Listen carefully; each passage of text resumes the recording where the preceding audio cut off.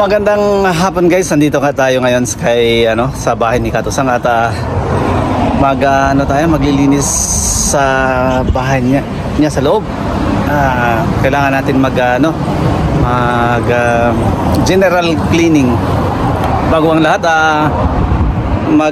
muna tayo. Magandang hapon sa inyong lahat, sa aking mga kaibigan sa YouTube, sa aking mga silent viewers guys, at sa aking mga tumatangkilik sa aking video. Maraming salamat sa inyo lahat. Yun, ngayon guys, mag-umpisa na tayo. Na ako kanina, kalimutan ko lang mag-video, kaya ngayon mag-video tayo sa loob, yung lilinisin natin na area. Guys, pasukin natin yung bahay. Ito pala yung bahay ni Kato-san. So, pasok tayo sa loob guys. Medyo siya lang kasi mag-isa dito guys, kaya alam mo na, pag lalaki hindi walang sa lugar. Ito naman yung mga tropa natin, mag general cleaning sila sa loob. Tapos dito medyo matagal-tagal tong linisin natin guys, kasi medyo marami. Tingnan nyo yung kusina sa loob. Yan. Pakita natin yung before saka yung after neto. Ito dito pwede natin mailagay dito yung kailangan na ilalagay, mga hindi na kailangan. Kaya yung mga hindi na talaga itatapon na may guming dito, may basurahan. Ito pala si John Chang, yung kaibigan namin na hapon. Ito, nagpaalam na kami sa niya, sa magulang niya na papasok kasi kami dito titiri kasi yung kapatid ko. Yan, dito ang daming mga yan, kailangan to malinis din to. Dito yung wifi na Kato-san, hindi pa nakasaksak. Kaakyat tayo sa taas.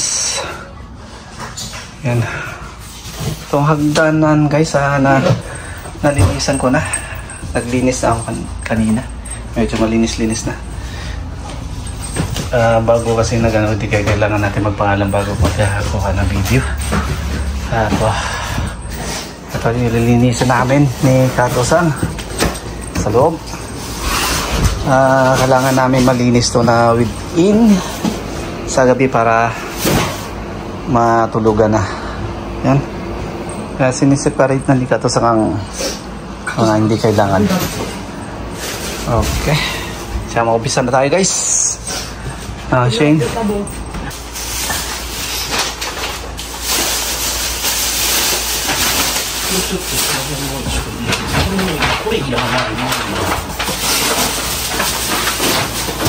れはもう使えるでしょ。使えるよ。欲しい？で、ちょっとこれだけ。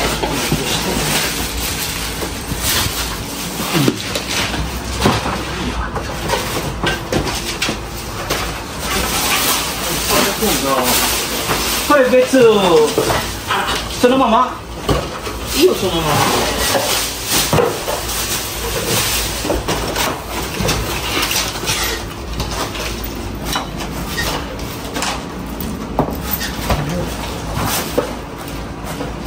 加藤さん。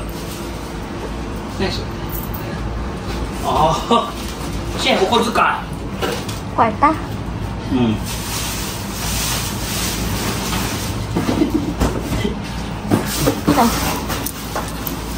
Piso? これは違う。これ違う。円。日本円。日本円？ 1円、2円、3円、4円。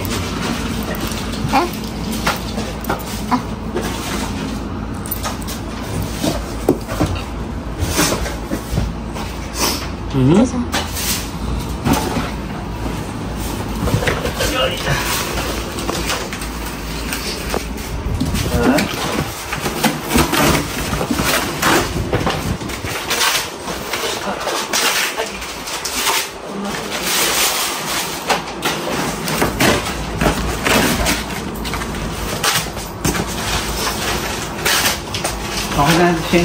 Kunya na po. Para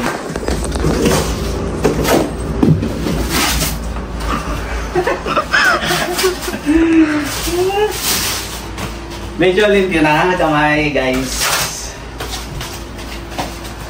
Kamay na lang. Bili na kayo.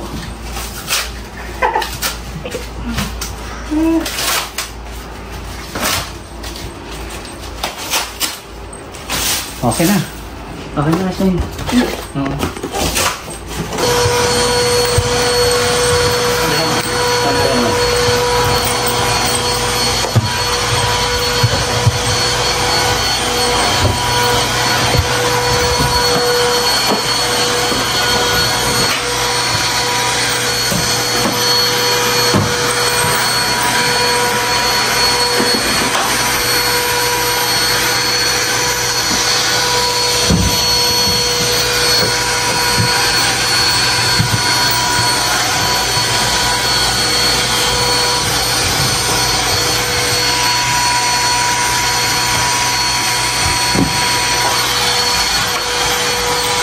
Okay na siya. Kunya na po. And guys, tapos na itong ating paglilinis sa kwarto pa lang to guys, sa kwarto. Yan. Ito aliwalas na yung yung ilaw na punasan na natin. Tsaka ito kulang na lang to ng mat guys, medyo marumi yung mat, kailangan ng ng mat dito. Tsaka meron na ring cooler para hindi gano'ng mainit yung kwarto. Tsaka ito para sa bata, may mga may table dito, study table para sa kanya pag mag-assignment siya, may assignment kasi siya, meron siyang magamit. Yung hagdan na rin medyo na rin, malinis na. Yan. Sa doon, medyo malinis na. Yan pa yung day 1 natin guys. And guys, ito na yung kusina na medyo pwede nang meron na ditong table para sa pagkain. Sa yung dumi-dumi na naitapo na. Ito bago na. Mga bagong laman na yan. Yung mga luma tinapon. Ito hindi pa gumagana kasi wala pang gas. Ito lang muna yung ginagamit. So medyo okay naman na. Pwede na. Kahit pa paano. Okay na yan. At least malinis na konti.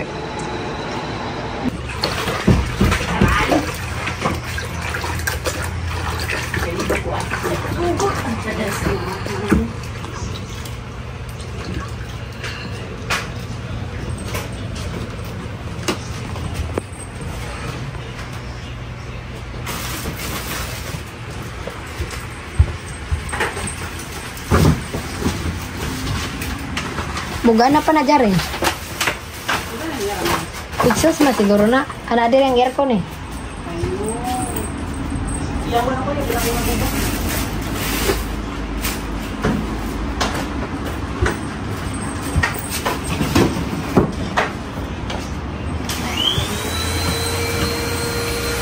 Paglaban na ang kortina, mag-isipon na kay nipis.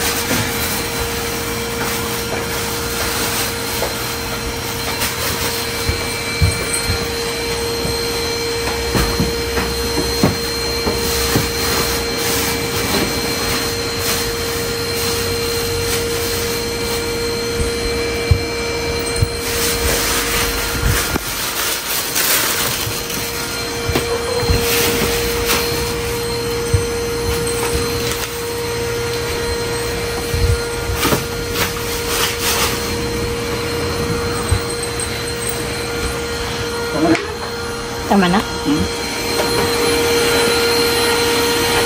Nakatulog na si Junchang sa kuwan. Sa susunod naman guys, doon sa sa baba, inuna lang natin yung kwarto para may matulugan dito yung kapatid ko at saka yung pamangkin. Medyo nahingal sa sobrang init. Na pagod sa paglilinis. Ako lang mag-isa naglilinis dito sa taas, sa kwarto. Tapos sa kusina naman nandun sila. Yung kapatid ko tsaka yung asawa ko nandun naglilinis sa kusina. Hindi pa sila natatapos. Ako dito natapos na. Kaya pansamantala guys, dito lang muna ating video. Sa susunod naman yung natin yung ibang area na lilinis. Kasi wala na tayong oras. Gabi na. Abutan na tayo ng gabi. Kaya sa sa day off naman natin, eto bakbakan ang ating paglilinis. Medyo matirahan na konti. Hanggang dito na lang guys, at maraming salamat sa inyo lahat. Mabuhay po kayo at mabuhay po tayong lahat. Paalam sa hanggang sa muli guys, hanggang sa susunod na ating pagbablog. Mabuhay po kayo. Paalam. Bye bye.